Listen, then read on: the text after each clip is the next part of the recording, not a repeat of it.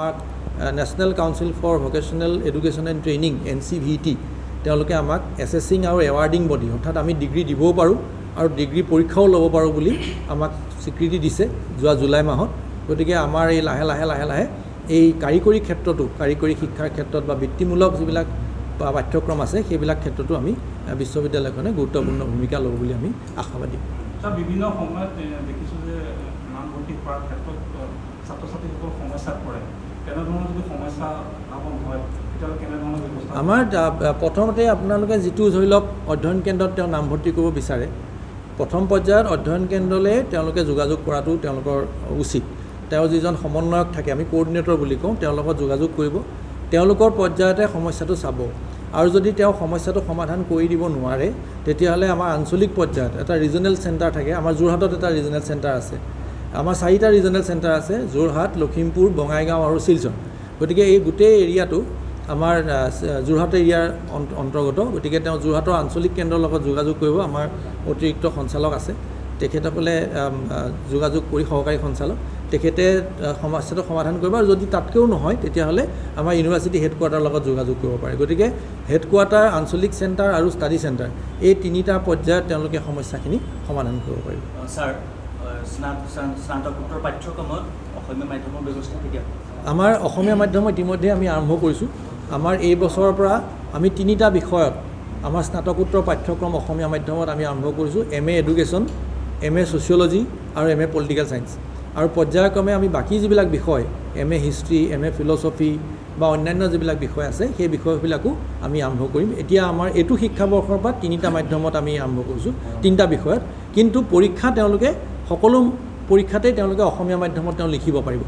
আমাৰ সেইটো অলৰেডি আছেই যে তেওঁ যি পৰীক্ষাই নহওক তেওঁ অসমীয়া মাধ্যমত লিখিব পাৰে। খালি ষ্টাডি মেটেৰিয়েলবিলাক অসমীয়া মাধ্যমত প্ৰস্তুত কৰাৰ কাৰণে গ্ৰেজুৱেশ্যনত চব আছে, কিন্তু মাষ্টাৰ ডিগ্ৰীৰ কাৰণে আমি এতিয়া 3টা আমি দিছোঁ আৰু লাহে লাহে বাকী বিষয়বিলাকো আমি সামৰিম। দেৰগাঁও কমলদুৱাৰা মহাবিদ্যালয়ত কৃষ্ণকান্ত সন্দিকৈ ৰাজ্যিক মুক্ত বিশ্ববিদ্যালয়ৰ এতিয়া যি শিক্ষাবৰ্ষ চলি আছে, জুলাই 2025 চনৰ পৰা যিটো শিক্ষাবৰ্ষ, সেই শিক্ষাবৰ্ষৰ বিভিন্ন পাঠ্যক্ৰম, বিশ্ববিদ্যালয়ত পাঠ্যক্ৰমসমূহ অধ্যয়ন কৰাৰ যিটো প্ৰক্ৰিয়া আৰু সেই প্ৰক্ৰিয়াৰ জৰিয়তে আহৰণ কৰা ডিগ্ৰীৰ মান্যতা আৰু তাৰ যোগ্যতা সম্পৰ্কে বিভিন্ন ধৰণৰ দিশ সামৰি সকলোকে উদ্দেশ্য কৰি এখন সজাগতা সভা আমি অনুষ্ঠিত কৰোঁ। আৰু এই সজাগতা সভাৰ জৰিয়তে আমি যিকেইটা কথা আমি ৰাইজৰ মাজলৈ আগবঢ়াব বিচাৰিছোঁ সেইকেইটা হ'ল যে আমি সম্প্ৰতি এই শিক্ষাবৰ্ষত আমাৰ স্নাতকোত্তৰ 18টা পাঠ্যক্ৰম, 12টা স্নাতক পাঠ্যক্ৰম, 13টা ডিপ্ল'মা পাঠ্যক্ৰম আৰু 11টা চাৰ্টিফিকেট পাঠ্যক্ৰমকে ধৰি প্ৰায় 49টা পাঠ্যক্ৰম এই শিক্ষাবৰ্ষত আমি নামভৰ্তিৰ কাৰণে মুকলি কৰিছোঁ। আৰু যোৱা 10 জুলাইৰ পৰা এই নামভৰ্তি প্ৰক্ৰিয়া আৰম্ভ হৈছে আৰু আগষ্টৰ মাহত এই নামভৰ্তি প্ৰক্ৰিয়া চলি থাকিব।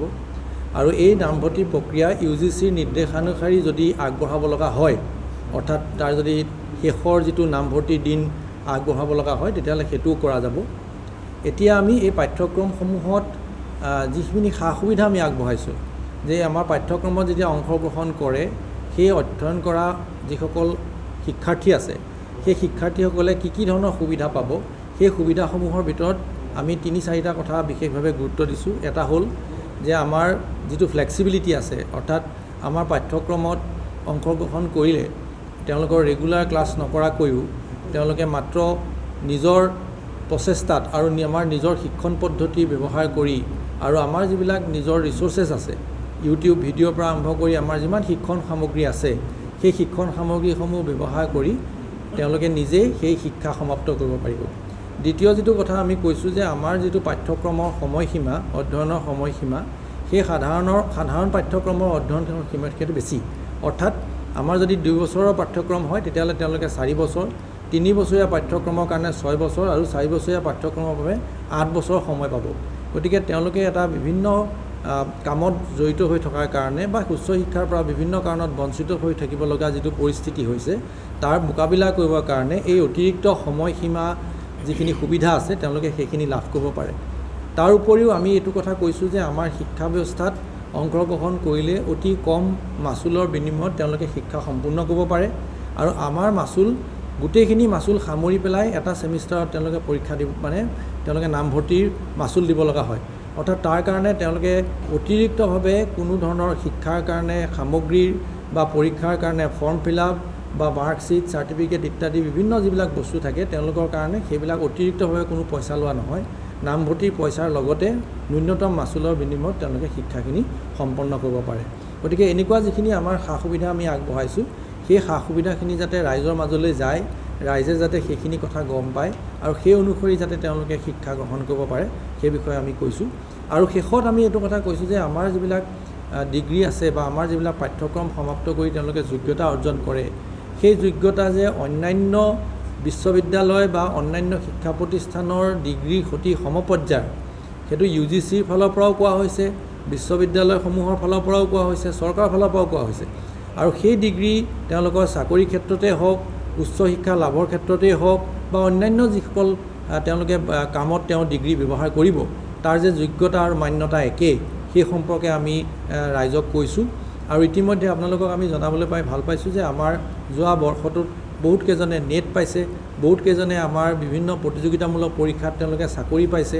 আমাৰ যিসকল চৰকাৰী চাকৰিয়াল অংশগ্ৰহণ কৰি আছে ইতিমধ্যে কৰ্মৰত হৈ আছে তেওঁলোকেও আমাৰ ডিগ্ৰীৰ পৰা সুফল পাইছে। গতিকে আমাৰ ডিগ্ৰীৰ ক্ষেত্ৰত এই যে কোনো ধৰণৰ যোগ্যতাৰ ফালৰ পৰা কোনো ধৰণৰ যাতে অসুবিধা নহয় সেই কথাটো সুনিশ্চিত কৰা কথাটো আমি ৰাইজৰ মাজলৈ নিছোঁ। এই তিনিটা কথা সামৰি মূলতঃ আমি আজি এই সজাগতা সভাখন অনুষ্ঠিত কৰিলোঁ আৰু মই অনুৰোধ কৰিছোঁ যাতে আপোনালোকৰ জৰিয়তেও এই কথাখিনি ৰাইজৰ মাজলৈ যায় আৰু ৰাইজেও যাতে আমাৰ শিক্ষা ব্যৱস্থাৰ লগত অংশগ্ৰহণ কৰি তেওঁলোকে উচ্চ শিক্ষাৰ যি সপোন সেই সপোন যাতে তেওঁলোকে পূৰণ কৰিব পাৰে। হয়, আমাৰ DKT কলেজত আমাৰ প্ৰায় সকলোখিনি বিষয়কে আমি মুকলি কৰি দিছোঁ। কাৰণটো হ'ল কি যে আমাৰ এইটো এটা পুৰণা অধ্যয়ন কেন্দ্ৰ আৰু ইয়াতে আৰ্টছ, ছায়েন্স, কমাৰ্চ তিনিওটা ষ্ট্ৰীমৰ শিক্ষা আছে। গতিকে আমি যিখিনি আমাৰ স্নাতকোত্তৰ পাঠ্যক্ৰম আছে সেই স্নাতকোত্তৰ পাঠ্যক্ৰম, স্নাতক পাঠ্যক্ৰম লগতে নিৰ্বাচিত কিছু ডিগ্ৰী আৰু ডিপ্ল'মা আমি ডিপ্ল'মা আৰু চাৰ্টিফিকেট এই পাঠ্যক্ৰমসমূহ আমি উপলব্ধ কৰিছোঁ। আৰু এই বছৰ আমি নতুনকৈ দিয়া পাঠ্যক্ৰমৰ ভিতৰত আমি তিনিটা বিষয় ইতিমধ্যে দিছোঁ পুৰণা পাঠ্যক্ৰমৰ লগত।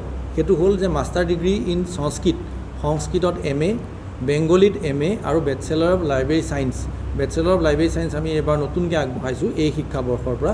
আৰু আমি ইতিমধ্যেই UGCৰ লগত MA যোগা প্ৰগ্ৰেমটোৰ কাৰণে যোগাযোগ কৰিছোঁ। আমি ইতিমধ্যে এটা পৰ্যায় অতিক্ৰম কৰিছোঁ আৰু আমাক অতি সোনকালে সেই প্ৰগ্ৰেমটো চলাবৰ কাৰণে অনুমতি দিব বুলি আমি আশাবাদী।